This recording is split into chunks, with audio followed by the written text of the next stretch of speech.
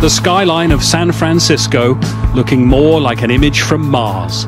The orange glow from wildfires burning miles away, shrouding the city's landmarks, the smoke blocking out the sun.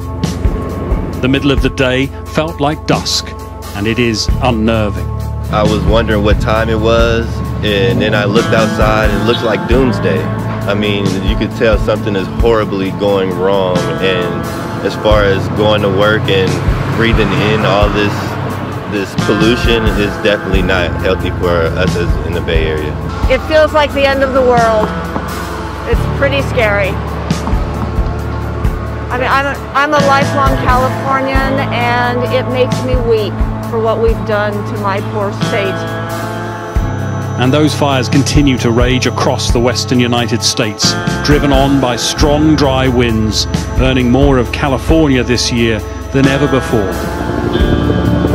And to the north in Oregon, an unprecedented number of fires destroying some whole communities.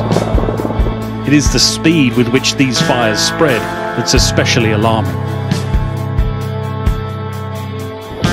This morning, police say the fires that tore through the towns of Talent and Phoenix, Oregon, destroying about 1,000 homes and killing 5 people, were intentionally started. We were able to locate evidence and determine that this individual is likely the cause of the fire. Michael Duran Bakela was charged with 2 counts of arson and multiple counts of criminal mischief. That as 500,000 people, 10% of Oregon's population, are in evacuation zones. At least 2 fires have converged, creeping closer to Portland, whose mayor has declared an emergency.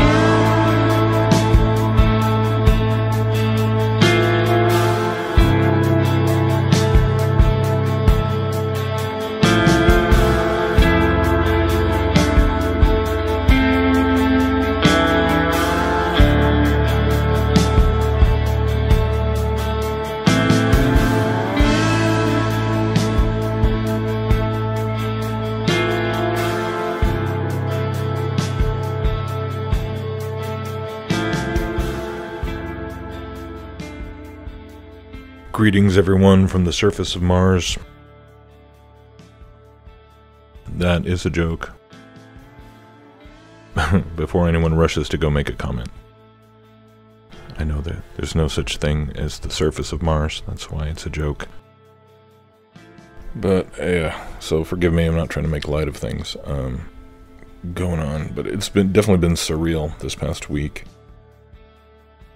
So yeah, hopefully it's going to be starting to get under control in terms of both the fires and the smoke in the next few days, but we'll see. We've just kind of been holding in this dead, smoky air pattern for, I don't know how many, 4 or 5 days now.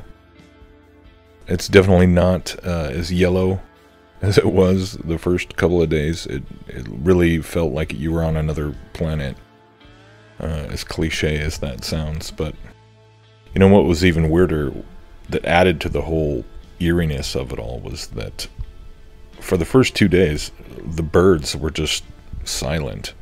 And I was starting to wonder if they had all just, you know, left, gone and flew away somewhere. But no, then on like Thursday evening, they just suddenly started all chirping and singing again, like, oh yeah, we're still here. And they just suddenly started talking, and it was like turning on a nature soundtrack in the background, you know, that I'm so used to hearing now, being outside a lot.